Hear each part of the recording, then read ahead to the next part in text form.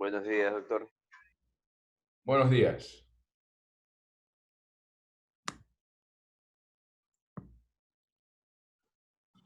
Buenos días, doctor. Buenos días con todos.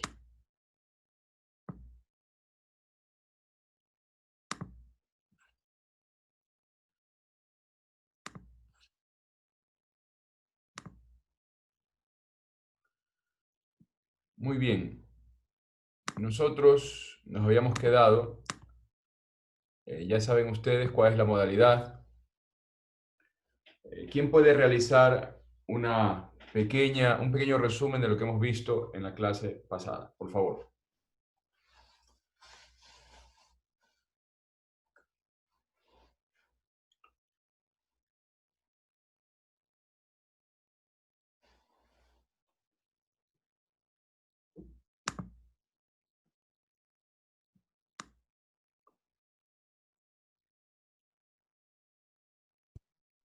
Buenos días, profesor.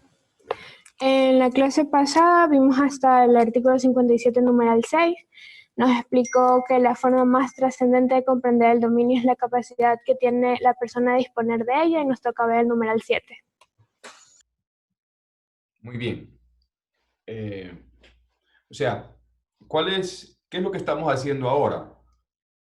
Estamos tratando de observar cuáles son los fundamentos que derivan de la norma constitucional respecto del derecho agrario. El derecho agrario tiene hoy unos modernos lineamientos que ya se encuentran establecidos en la norma fundamental, al menos respecto del Ecuador. Entonces, rápidamente el 57 en el numeral 4, por ejemplo, señala la obligación de conservar la propiedad imprescriptible de sus tierras comunitarias, que serán inalienables, inembargables, indivisibles, respecto de las comunidades, pueblos y nacionalidades indígenas. Entonces, esto es una cosa novedosa, ¿no? Ya hemos explicado de dónde nace esta particularidad, ya hemos señalado que desde el artículo 1 de la Constitución ecuatoriana, con claridad se observa, esta vocación de apertura y de respeto hacia las diferentes nacionalidades que conforman esto que nosotros llamamos el Ecuador. Entonces, por eso, bueno, un pequeño paréntesis, por eso es incomprensible, dada la mezcla, si nosotros nos vemos, yo veo las caras, los rostros aquí de los que han activado el video, pues no somos muy europeos, ¿no? No somos muy ni rubios, etcétera, etcétera. Bueno, puede ser que haya alguien por ahí, alguna rubia, algún rubio, pues seguramente se tiñe el cabello, etcétera. Lo interesante, lo importante es observar que somos un país pluriétnico, pluricultural. Entonces, esto que establece hoy en día, desde el artículo 1 de nuestra Constitución, es una cuestión, es una evidencia, no hace falta. Pero ¿por qué la norma desarrolla estos aspectos? Porque no está claro. No está claro que esto debe ser así, no está claro que debe existir un respeto. Entonces, es interesante desde esa perspectiva analizar el 57.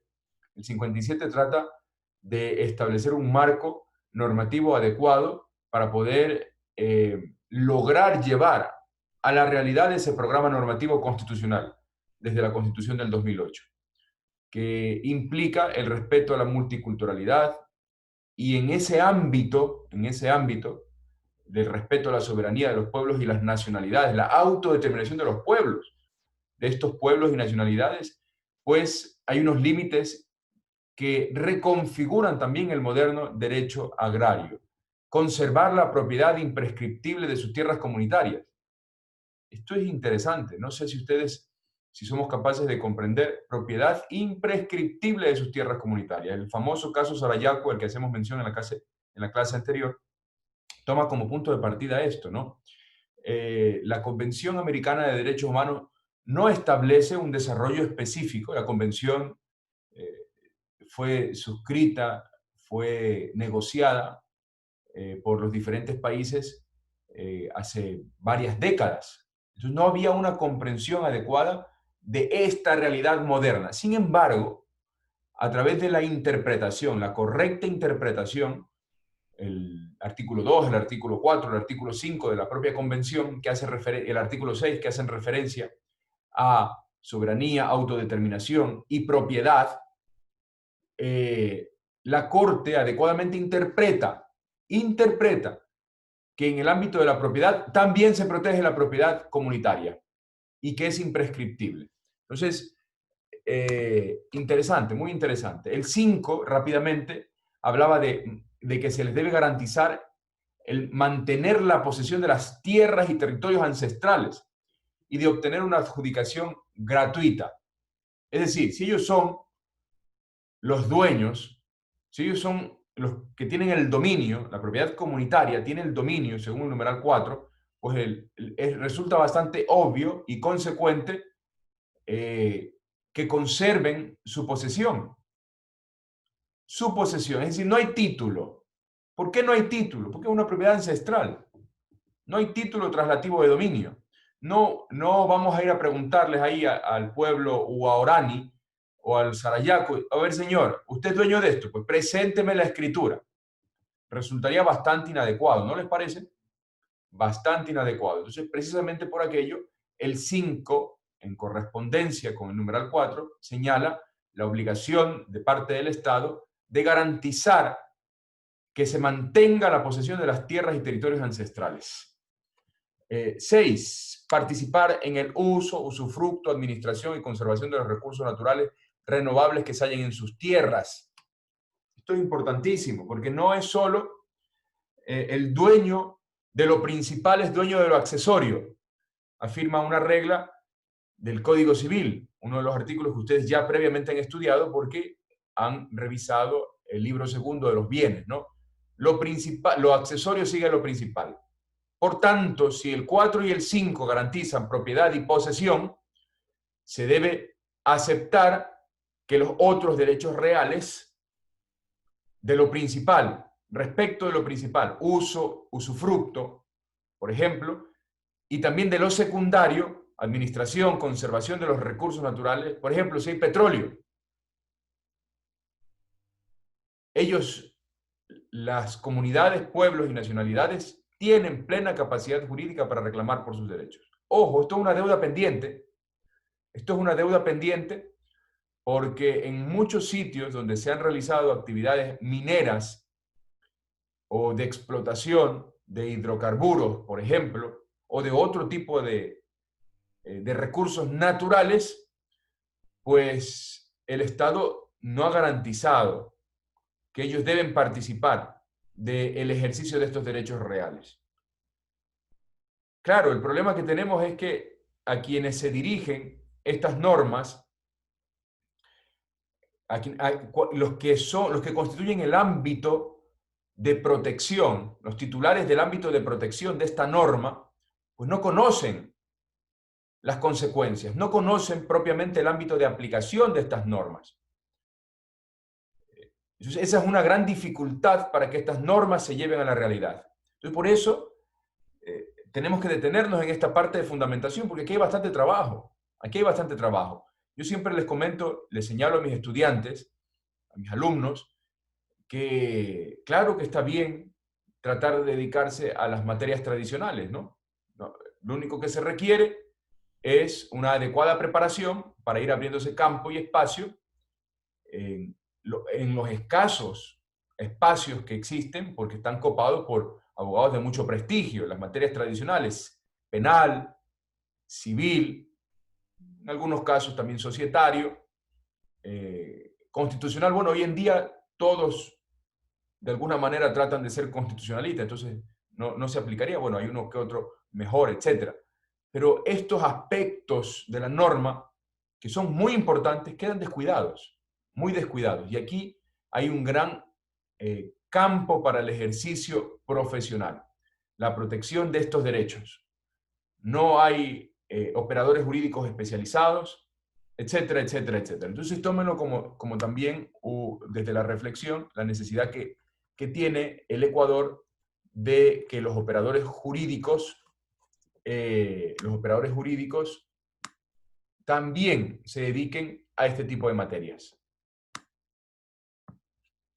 Respecto de los pueblos que se encuentran en aislamiento voluntario, hay que señalar que el propio artículo 57 determina que los territorios de estos pueblos son de posesión ancestral, irreductible e intangible, y en ellos estará vetado todo tipo de actividad extractiva.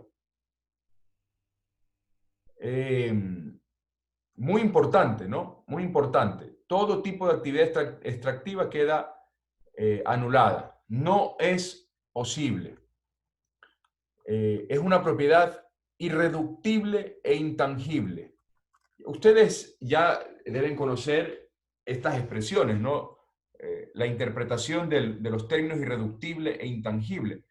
Es muy importante porque en las ocasiones en que las constituciones, las normas fundamentales utilizan estos términos, sobre todo el término de intangibilidad, lo hace respecto de las cuestiones más importantes, mucho más importantes.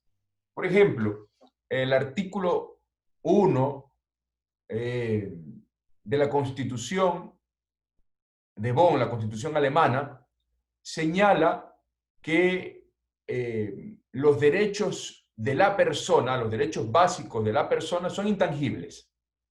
Entonces, vamos a ver, el uso de ciertos términos en el marco del derecho constitucional implica una gran importancia respecto del objeto protegible. La posesión ancestral es irreductible e intangible, es decir, no se puede tocar, no se puede reducir. El Estado está obligado al cumplimiento de estas específicas limitaciones, garantías. Esto constituye, en el marco de la dogmática del derecho constitucional, constituye un mandato positivo constitucional. Claramente se establece en términos positivos que esta posesión ancestral es irreductible e intangible. Por tanto, se deduce que se encuentra prohibido realizar una reducción de estos territorios o tocar, atacar, destruir, minarlos, etc. Muy bien. Debe señalarse que la Constitución, en el artículo 60, hace un señalamiento respecto de las circunscripciones territoriales. Los pueblos ancestrales, indígenas, afroecuatorianos y montubios podrán constituir circunscripciones territoriales para la preservación de su cultura. La ley regulará su conformación. Se reconoce a las comunas que tienen propiedad colectiva de la tierra como una forma ancestral de organización territorial. Pues nosotros aquí en la costa tenemos muchísimas comunas. Otro ámbito para la protección de los derechos. Esas comunas están abandonadas, desprotegidas, hay muchos recursos naturales ahí, en esos ámbitos, y no hay quien les defienda. Entonces, podría ser un ámbito también propicio para el ejercicio profesional. La Constitución, por su parte, en los artículos 58 y 59, reconoce también varios de los derechos que no ha tenido capacidad de desarrollarlos en la Constitución o las leyes, pero que se encuentran reconocidos en la normativa internacional. Entonces, esto es muy importante. ¿Alguna pregunta hasta aquí? Porque ya vamos a ir hacia otro aspecto importante establecido en la Constitución, acerca de la propiedad agraria y la soberanía alimentaria. Entonces, ¿alguna pregunta hasta aquí? ¿Sí? Sí, compañera, Thais. Abogado, ¿cómo está? Buenos días. Sí, en efectivo, las comunas, al menos aquí en la costa, están muy desprotegidas porque más se le tiene prioridad a las comunidades indígenas. Por ejemplo, en el norte en la costa, al norte, por la comunidad de La Tolita, se llevan bastante oro en lo que es en la provincia de Esmeraldas, pero nunca hacen nada. Es como o sea, hacen extracción minera ilegal y nadie hace nada. ¿Qué se podría, por ejemplo, hacer en esos casos de la extracción minera, donde se llevan ese oro e incluso se lo llevan hasta Colombia? Bueno, Thais, hay muchísimos instrumentos normativos. Usted mismo ha señalado que la extracción es ilegal. Entonces, desde esa perspectiva, pues ese carácter de ilegalidad hace que nos veamos obligados a revisar la normativa que declara que esa actividad es ilegal, para revisar cuáles son las consecuencias jurídicas de realizar esos actos, que van, ojo, en el ámbito de la extracción ilegal, las consecuencias van desde el cierre de las actividades, en caso de que se trate de personas jurídicas, hasta la cárcel. Constituye delito. Entonces, ¿qué se puede hacer? ¿Cuál es el problema? Usted señalaba que se protege más a los indígenas. Yo considero que no es que hay que matizar la expresión.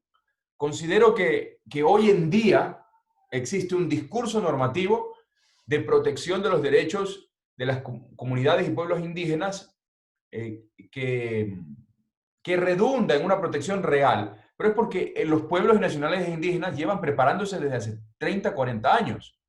La primera camada de docentes, de profesores de las comunidades y pueblos indígenas salió en la década de los 90, con el gran apoyo que recibió en el primer gobierno de la vuelta a la democracia, que fue el gobierno de Jaime Roldós. Recibió gran apoyo de los países del centro y norte de Europa para tratar de ayudar a estos pueblos olvidados. Esa ayuda trajo consigo la implantación de un programa de alfabetización general, pero que benefició mucho a los pueblos y nacionalidades indígenas. Recuerden también ustedes la acción por parte de la Iglesia Católica a través de Monseñor Leonidas Proaño, muy importante.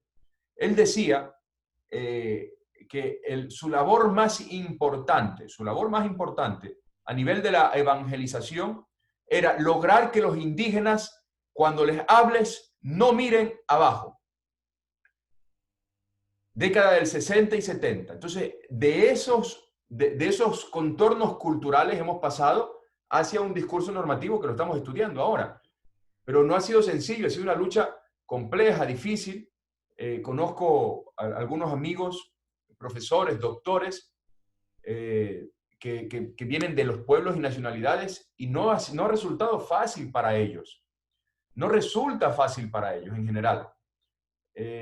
Porque vivimos en una cultura racista. El Ecuador, a pesar de ser un país mestizo, multiétnico, pluricultural, es un país racista, muy racista. Los estereotipos que tenemos metidos en nuestra cabeza son estereotipos que están ligados al estereotipo modélico europeo, norteamericano, anglosajón, etc. Entonces, somos racistas. Eso tiene que combatirse. ¿Cómo se combate? Pues aquí, estudiando. Eso es lo que falta a las comunas, ¿no? A los pueblos montubios.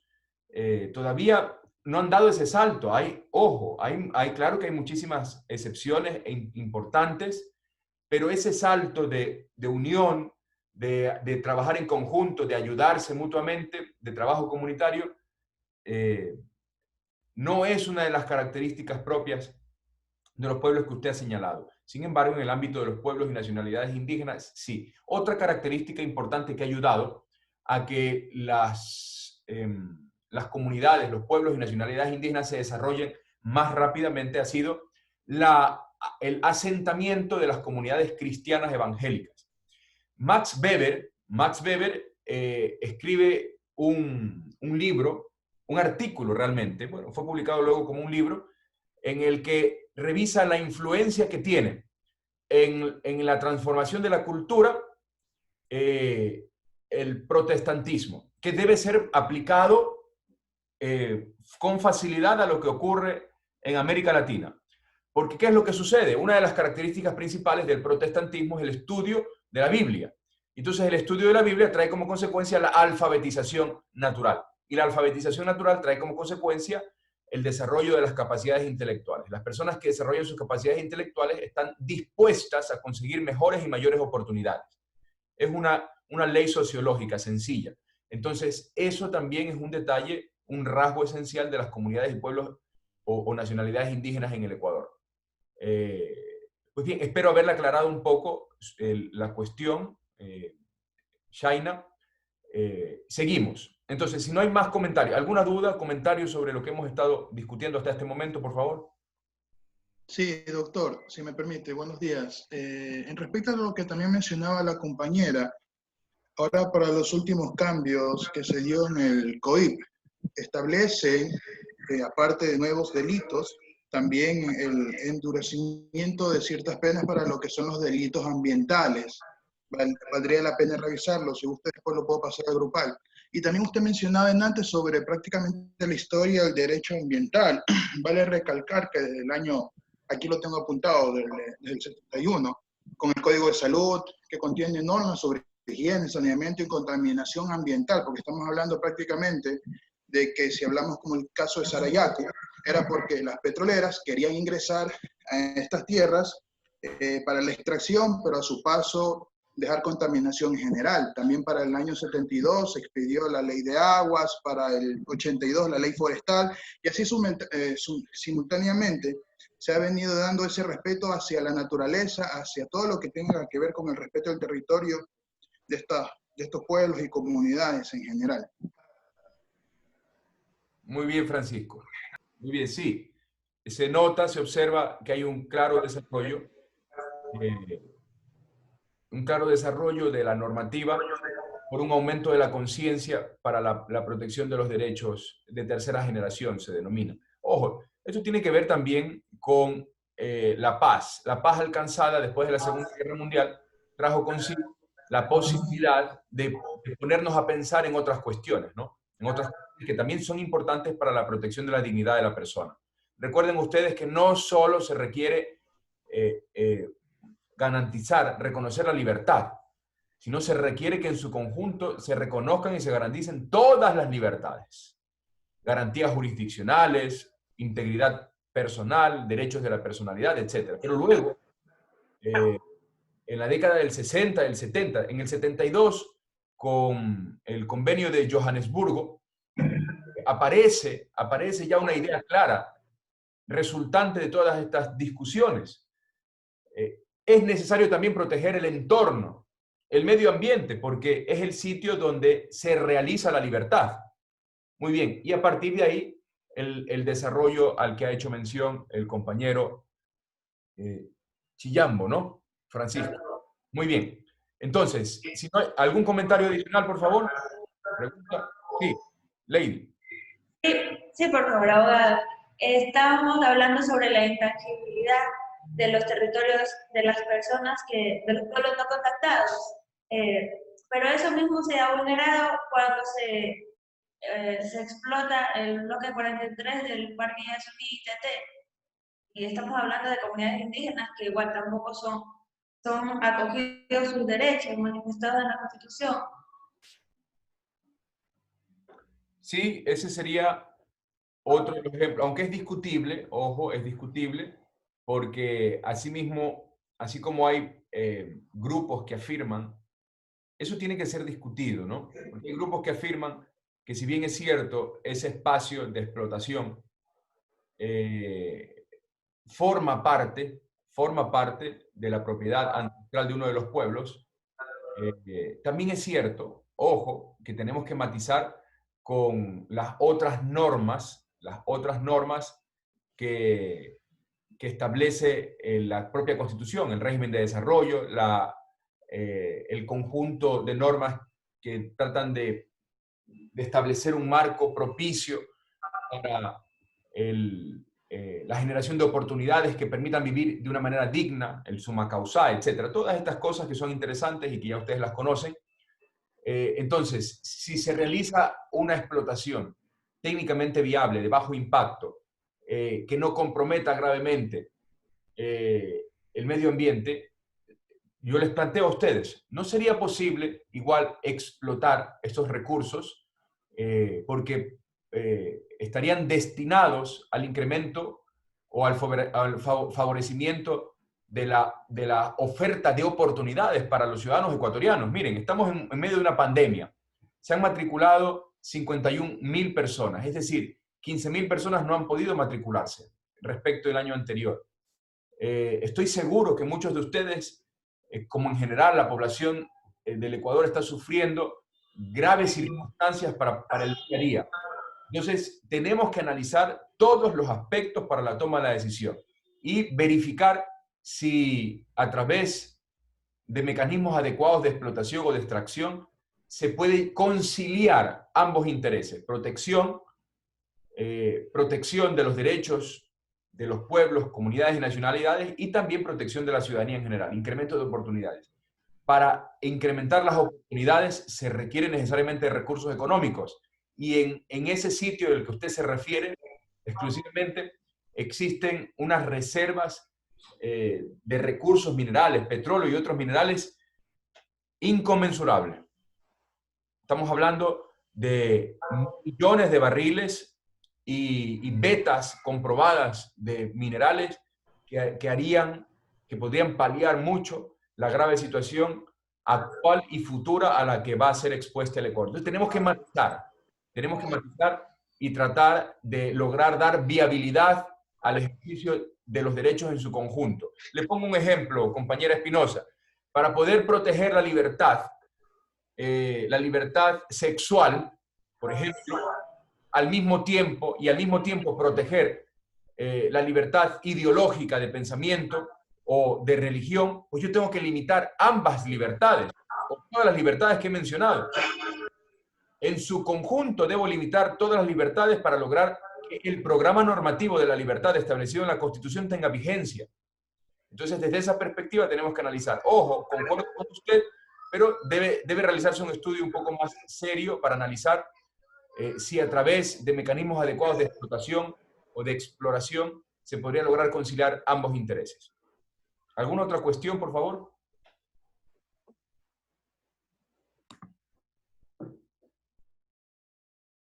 Pues entonces continuamos. La Constitución en el artículo 281, por favor que alguien lo lea. La primera parte. Artículo 281. La soberanía alimentaria constituye un objetivo estratégico y una obligación del Estado para garantizar que las personas, comunidades, pueblos y nacionalidades alcancen la autosuficiencia de alimentos sanos y culturalmente apropiados de forma permanente. ¿Continúo? Sí. Para ello, será responsabilidad del Estado, 1. Ya, lea ahora. Impulsar la... Espérese, ahora sí lea el numeral 4. Numeral 4. Promover políticas redistributivas que permitan el acceso del campesinado a la tierra, el agua y otros recursos productivos. Entonces, si observamos nosotros, existe una relación directa, normativamente directa, entre soberanía alimentaria y propiedad agraria. La Constitución del Ecuador correctamente ha delimitado esta relación y señala, vamos a ver, lo que necesitamos en el Ecuador es garantizar que las personas, pueblos, comunidades, etcétera, alcancen la autosuficiencia de alimentos sanos y culturalmente apropiados y de forma permanente. Ese es el objetivo. Pues para lograr ese objetivo, uno de los puntos esenciales es promover políticas redistributivas, es decir, desde el derecho agrario, promover políticas redistributivas que permitan el acceso al campesinado, a la tierra, al agua y otros recursos productivos. Pero debemos enfocarnos en la tierra. Entonces, uno de los objetivos esenciales del derecho agrario, que tiene por objeto de estudio la propiedad agraria, es lograr cumplir con el numeral 4 del artículo 281. Numeral 4 del artículo 281, que es dar viabilidad para una adecuada redistribución del acceso a la tierra por parte del campesinado. Les pongo un ejemplo muy sencillo. Si ustedes en algún momento pueden revisar información o visitar también, ¿por qué no? El norte de ciertos países del centro norte de Europa. Por ejemplo, vamos a enfocarnos en Suiza. En Suiza, ellos decidieron desde la década del 50, 40, 60, más o menos, decidieron desarrollar su agro. ¿Cómo lo hicieron?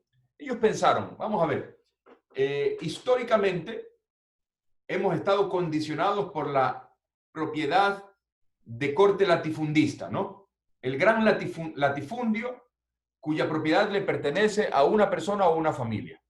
Pues eso no se traduce necesariamente en adecuada producción y en redistribución, ni de la tierra ni de la riqueza.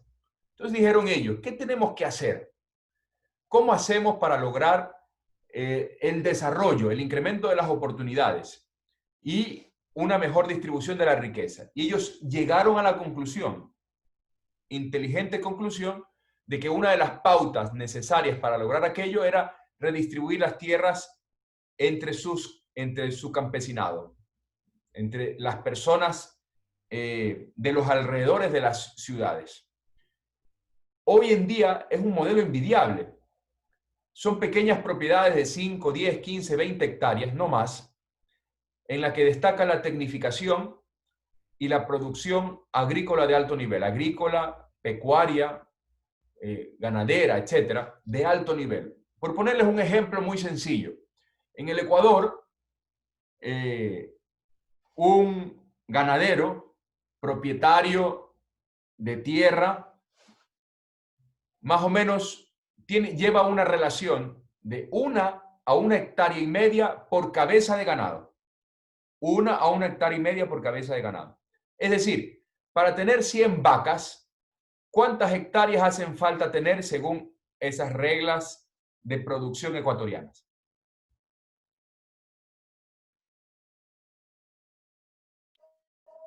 hectáreas.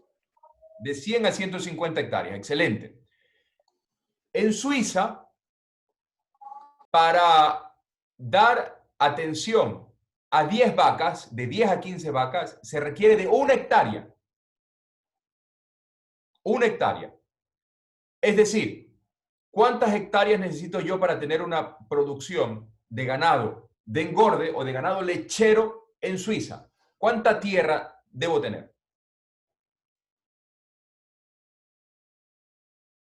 Cualquiera.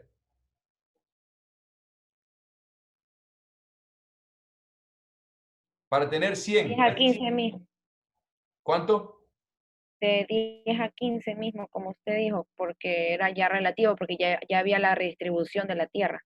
Entonces, de 10 a 15 hectáreas. Imagínense ustedes, ¿cuánto produce esa tierra? ¿Cuánto se logra con la redistribución? Espérense un segundo, que alguien está ingresando aquí. Esto de aquí es una desconcentración constante, el tema de que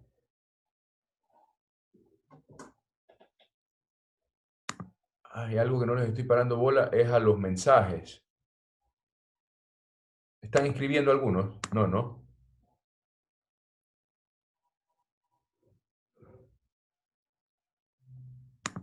¿Quién era la compañera que me ayudaba en el curso aquí? Yo, profesor.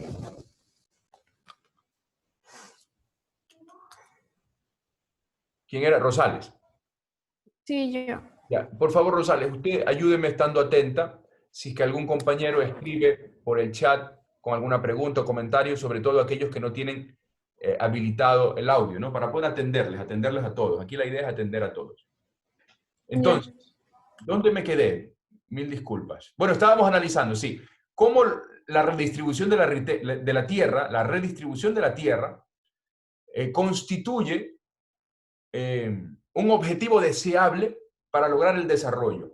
Entonces, en 10 a 15 hectáreas, estas pequeñas propiedades son capaces de producir lo que produce en Ecuador un ganadero que tiene 100 a 150 hectáreas. Tener la propiedad de 100 a 150 hectáreas es bastante complejo. Generalmente está asociado a herencias, porque no existe la cantidad de dinero disponible pues, para comprar una finquita, una hacienda que tenga esa disponibilidad y luego mantener, etc.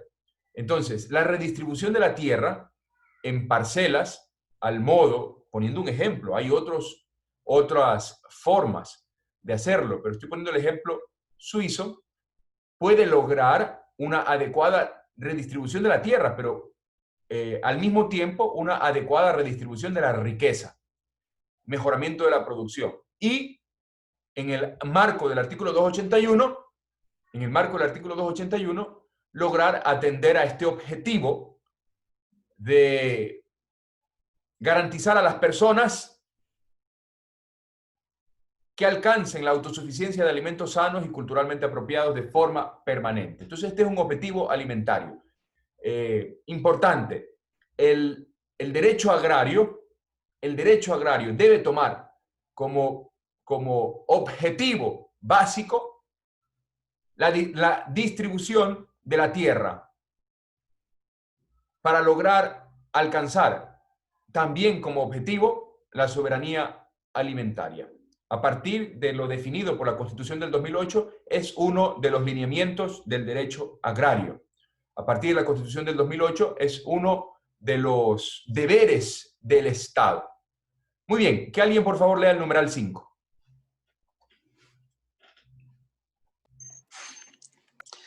Numeral 5. Establecer mecanismos preferenciales de financiamiento para los pequeños y medianos productores y productoras, facilitándoles la adquisición de medios de producción.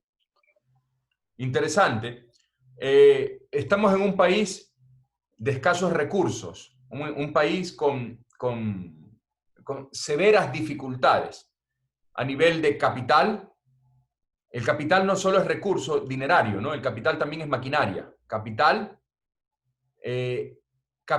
de trabajo y capital en maquinaria. Y también en tecnología. Para poder lograr lo que les he señalado, en el ejemplo suizo, por ejemplo, se requiere tecnología. ¿Qué tipo de tecnología? Entonces, por ejemplo, vamos a seguir con el caso de la producción, o sea, la tierra que sirve para dar alimento al ganado. ¿Qué se requiere? Pues es sencillo, el Ecuador requiere esta relación de 1 a 1,5 hectáreas por cabeza de ganado, porque la forma de alimentación es que el vaquero, es muy rudimentaria, el vaquero coge a las 8 o 9 de la mañana, saca del corral a las vacas y se las lleva a pastar.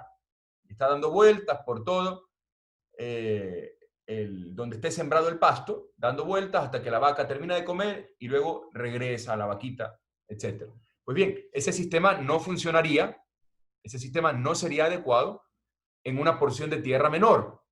¿Qué se requiere? Pues el sistema de tabulación o darle de comer, llevarle la comida a la vaca. Esos sistemas requieren de capital de trabajo, requiere de una adecuada asesoría para la plantación de la semilla, porque tiene que ser una semilla que tenga una proporción adecuada de proteínas, de grasas, etc. Tal y como se alimenta un ser humano, el ser humano se alimenta más o menos en un porcentaje de 40% de proteínas, 30% de grasas y 30% de carbohidratos. Pues bien, los animales también requieren un porcentaje específico, cada una de sus especies, 40, 45, 35, 30, 28 de proteína, etcétera, según cada raza y cada tipo de animal. El cerdo, por ejemplo, de 26 a 30% de proteína, bueno, etcétera.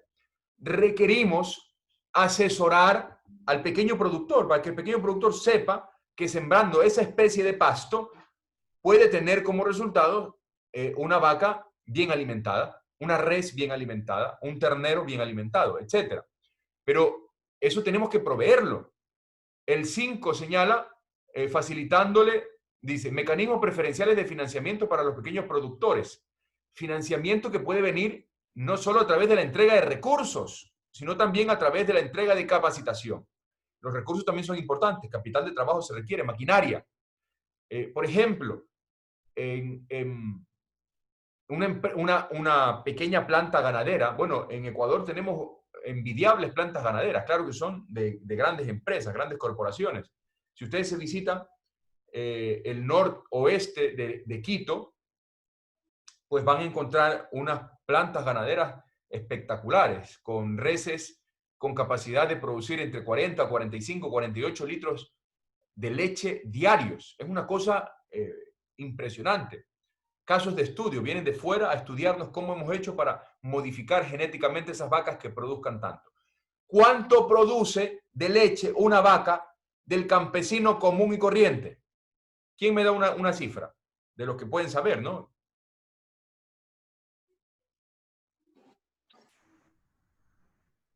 Exactamente de 2 a 3 litros, dependiendo dependiendo también el tamaño del ternero, o sea, en qué etapa esté ya con el ternero y todo. Yo considero que unos 7 litros diarios. Sí, más o menos son unos de 5 a 8 litros. 10 litros a 12 litros, según acá como yo vivo en el campo. Una vaca, cuando ya da sus terneros, ya bota unos 10 a 12 litros, dependiendo de la vaca también. Cuando pague recién bota 10. Bueno, las cifras que nos da el Ministerio de Agricultura, Ganadería, Pesca, etcétera, nos habla de que el sector más oprimido que se dedica a esta actividad produce entre 5 a 8 litros. 5 a 8 litros. Y luego, sí, hay casos más interesantes, casos en los que la producción puede llegar de 8, 10, 12 litros. Excepcionalmente, teniendo una buena vaquita, dice, put, chicas, me saqué la lotería, dice el ganadero pobre, me saqué la lotería cuando la vaca le da 15 litros. Pero llegar a estas cifras sin técnica, sin modificación genética, cifras de 35, 30, 32, 38, 40, 45, 48 litros, sin técnica, sin inversión, sin recursos, es imposible. Sin ayuda del Estado es imposible. Ojo, y no se requiere mucho. Uruguay, por ejemplo, invirtió en la década de los 90 muchísimo dinero para modificar la genética de sus reses, tanto para ganado de engorde como para ganado lechero, y los resultados son espectaculares. Tienen vacas que en promedio dan entre 25 y 28 litros de media. Entonces, el 5 señala la obligación del Estado de establecer mecanismos preferenciales de financiamiento para los pequeños productores y productoras, facilitándoles la adquisición de medios de producción. Medios de producción. Vamos a ver, ¿qué son los medios de producción? ¿Por qué yo estoy hablando en este ámbito del 5? Estoy hablando de capacitación, de transformación genética, etcétera. Porque los medios de producción son todo aquello que se requiere para producir un determinado producto. Los medios de producción son capital, que puede ser capital de trabajo y capital maquinaria, puede ser mano de obra, puede ser habilidades empresariales. Y en las habilidades empresariales viene la capacitación. En las habilidades empresariales en las maquinarias y en las habilidades empresariales viene la transferencia de la tecnología. La tecnología no es solo que una máquina sea moderna, la tecnología también son los conocimientos, ofrecer conocimientos adecuados, acordes. Entonces, yo he puesto un ejemplo, pero no se queden con el ejemplo, aplíquenlo a cada caso concreto. Estamos hablando de cómo lograr que la tierra, distribuida adecuadamente, de mejor manera, puede lograr cumplir con estos objetivos establecidos en el 4 y en los objetivos generales. La dignidad de la persona, incremento de oportunidades, etc. No basta solo con distribuir la tierra, que no lo hacemos. Es necesario distribuir la tierra y establecer mecanismos adecuados de financiamiento para que se pueda producir. Por ejemplo, a nivel de la agricultura. Hoy en día, para producir, por ejemplo, para producir cualquier producto que venga de la tierra, pues se utiliza también lo mismo, ingente cantidad de tierra. Para producir X cantidad de tomates, por ejemplo, de lechugas. Pero ya existen técnicas modernas a través del cultivo. Por ejemplo, el cultivo hidropónico. Se me ocurre en este momento el cultivo hidropónico. ¿Qué es el cultivo hidropónico? Que es un cultivo en el que se hace sobre la tierra, fuera de la tierra. Se coloca la semilla en un recipiente y en ese recipiente se le lleva el agua y en el agua va la comida. Porque el concepto es sencillo. Para poder hacer crecer una planta, la semilla requiere comer. La semilla requiere comer. Entonces, nosotros hemos comprendido que para hacer crecer una semilla necesitamos la tierra, porque en la tierra están los alimentos, está el zooplancton, los minerales, etc. Pues, ¿qué es lo que sucede? Si cambiamos el concepto y decimos, muy bien, la tierra es uno de los vehículos para alimentar, pero podremos utilizar también el agua para alimentar. Pero bueno, es una técnica moderna y que tiene ciertos costos. ¿Cómo hacemos? Esa técnica permitiría reducir los cultivos en la proporción de tierra e incrementar la producción. ¿Pero eso lo puede hacer cualquier persona, cualquier campesino? No, se requiere de financiamiento, se requiere de capacitación, se requiere de tecnología. Pero bueno, ahí está el futuro. Ese es el futuro. Los cultivos especializados hidropónicos, sobre todo en las ciudades. Guayaquil es una ciudad que tiene una extensión de tierra ya impresionante. Aún así, nosotros tenemos grandes espacios de tierra para seguir haciendo cultivos. Pero sin embargo, las grandes ciudades, las grandes urbes, tema de logística, costos, comunicaciones, tráfico, etcétera, hacen necesario que dentro de la ciudad se establezcan determinadas parcelas o muy cercanas, pequeñas parcelas, que permitan la producción para satisfacer ciertos grupos específicos. El cultivo hidropónico ayuda, pero el cultivo hidropónico es una técnica que requiere de conocimientos, de técnica, de tecnología. No es complejo. Les invito a que revisen cultivos hidropónicos y se van a dar cuenta que es relativamente sencillo el concepto. Ya les he explicado el concepto. De la tierra pasamos a un sustituto que puede ser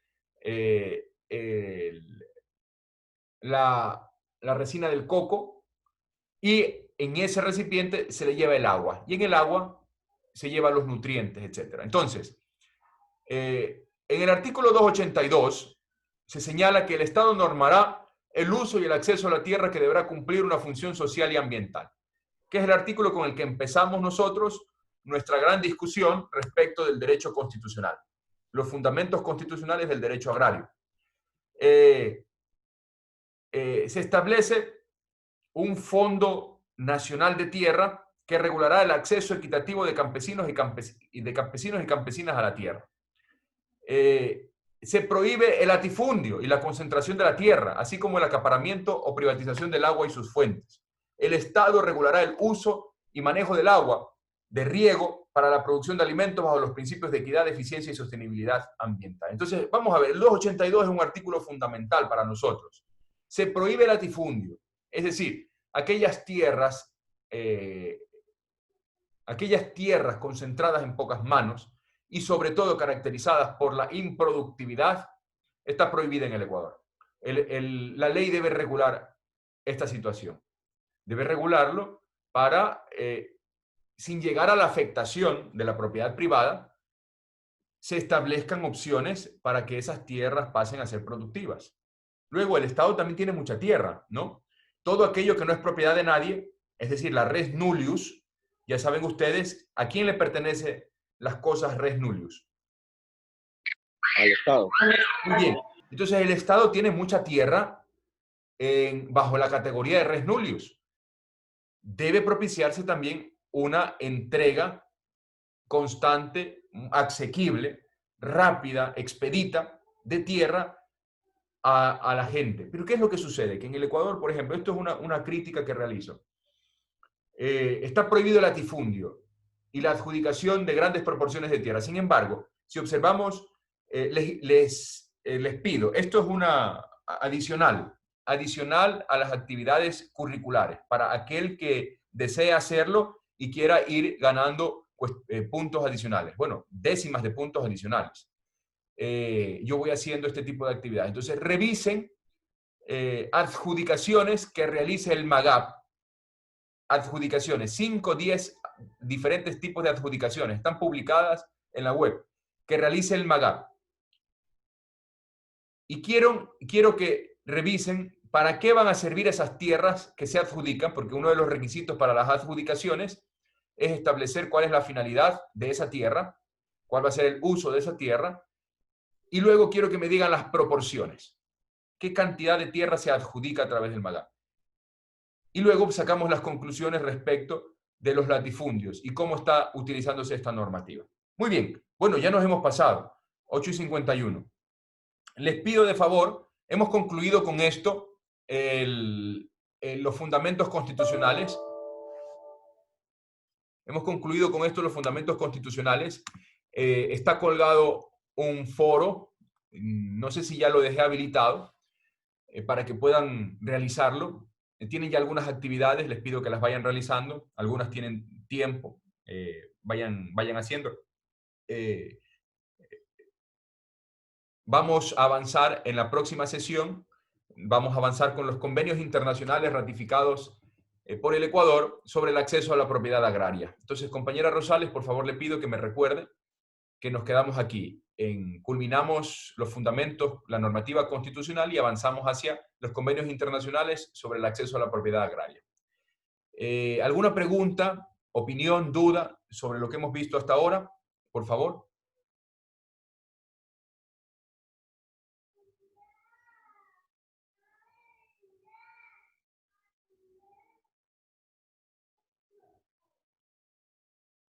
Pues muy bien, entonces, damos por concluida esta sesión. Les agradezco muchísimo por su asistencia, por su participación.